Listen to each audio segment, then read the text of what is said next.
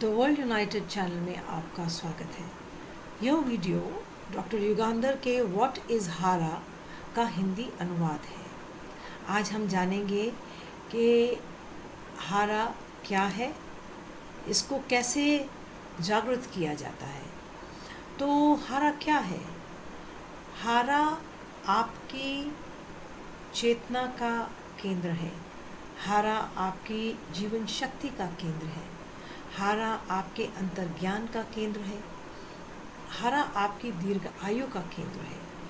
हारा आपकी कामुकता का केंद्र है। हारा के स्तर पर कुछ करना बिना सोचे समझे अपने आप हो जाता है, अपने आप संभव हो जाता है। बहुत से लोग अपने तर्क प्रधान सोच की वजह से अपने पुराने पैटर्न से बाहर नहीं आ पाते और अपनी मूल सोच को विकसित करने की आदत भी नहीं बना पाते। दोनों में वही असमर्थ रह जाते हैं। हारा के स्तर पर संज्ञानात्मक मन और भावनात्मक मन दोनों एक हो जाते हैं। आपके विचार, आपकी भावनाएं एक में ही विलीन हो जाती हैं और इसी को हम योग कहते हैं। आपका यिन और आपका यांग, आपकी ईड़ा और पिंगला, आपका शिक्षार्थी और शिक्षक, आपका सामरिक और आपका समक्षणिक प्रकृति भी यही है। ये सब हारा पर आकर केंद्रित हो जाते हैं।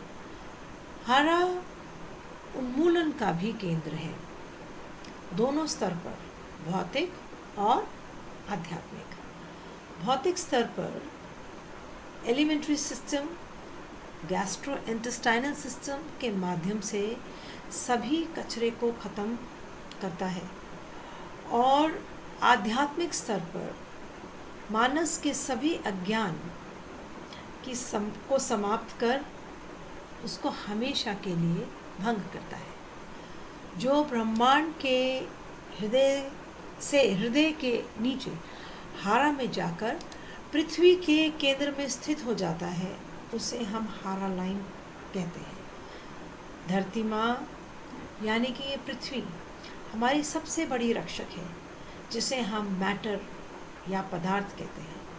ये शब्द मैटर लैटिन शब्द MATER से आया है, जिसका अर्थ होता है माँ।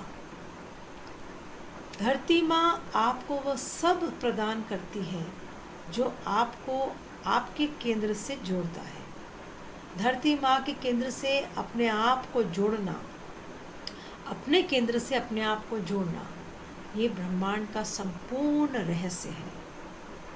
भौतिक स्तर पर माना जाता है कि ये संयोजकता बहुत महत्वपूर्ण है और इसे अपने आप में आध्यात्मिकता की दुनिया में उपलब्ध ज्ञान के उच्चतम अनुभवात्मक ज्ञान के रूप में माना जाता है।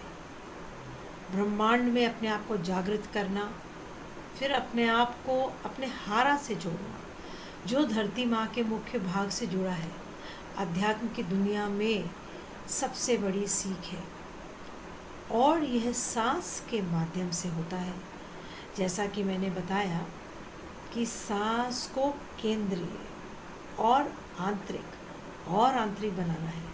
चारों ओर यात्रा करना, ये सोचना कि हम आगे जा रहे हैं, इसकी बजाय हमें एक रेडियल पथ लेना चाहिए और केंद्र पर पहुंचना चाहिए।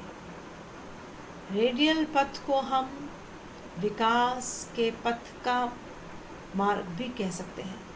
रेडियल पथ को हम परिवर्तन का मार्ग भी कहते हैं। रेडियल पथ को हम जागृति का मार्ग भी कहते हैं। इसलिए व्यक्ति को एक परिधीय पथ या पेरिफेरल पाथ लेना होगा, एक अभिसरण पथ, सेंट्रीपिटलाइज्ड पाथ, एक केंद्र तक पहुंचने के लिए एक रेडियल पथ जो सिर्फ एक केंद्र है, जो नाभि से 2 इंच नीचे और आकार में 2 इंच बड़ा है। ये न केवल आपकी चेतना का स्थान है, बल्कि यह हर मनुष्य के डर, उसके भय और उसकी आशंकाओं का भी स्थान है। एक बार जब चेतना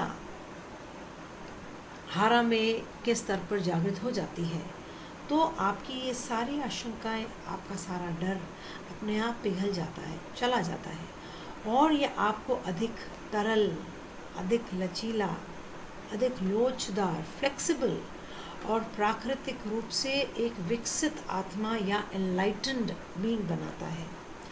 आपको इस भौतिक अस्तित्व में आपकी जो उपस्थिति का उद्देश्य है उसको ये पूरी तरीके से पूरा कराता है। अब हारा को कैसे जगाना है, हारा के स्तर पर चेतना को जागृत कैसे करना है, यही एक मुख्य बिंदु है। हारा में चेतना जागृत हो जाती है जब चेतना की मेरिडियन जो सिर से शुरू होती है उसे नीचे की ओर केंद्र में लाया जाएगा। सभी सहज क्षमताएं हारा के स्तर पर होती हैं। All intuitive abilities are possible at the level of हारा। यहाँ तक कि अगर आप एक बच्चे को लें जो अपनी माँ के गर्भाशय में गर्भनाल के माध्यम से अपनी माँ के एकमात्र संबंध के बारे में जानता है, वो माता के गर्भ से जब बाहर आता है एक स्वतंत्र इकाई के रूप में रहता है। नाभि की चेतना अभी भी नाभि पर बनी होती है और वह केवल शरीर और आत्मा की इकाई होता है।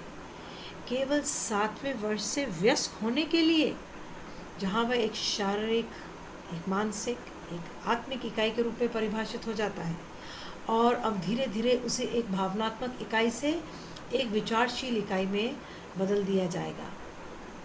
जब वह एक विचारशील इकाई में बदल जाता है वह तेज़ी से मिलावटी हो जाता है और एक दिन वयस्क, एडल्ट हो जाता है और एक मिलावटी प्राणी, एडल्टरेटेड बीइंग हो जाता है।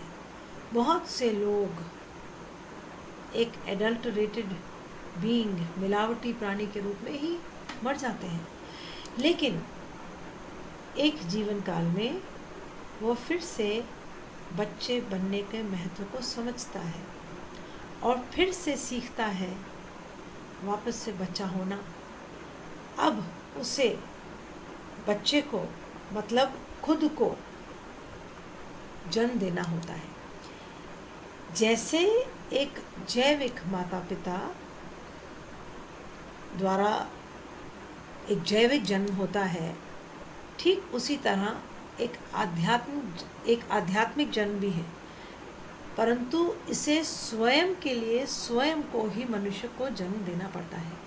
भौतिक जन्म के विपरीत आध्यात्मिक जन्म या स्पिरिचुअल बर्थिंग एक बहुत ही धीमी और क्रमिक प्रक्रिया है जो शुरू हो जाती है जब आप सत्य के प्रति जागृत हो जाते हैं।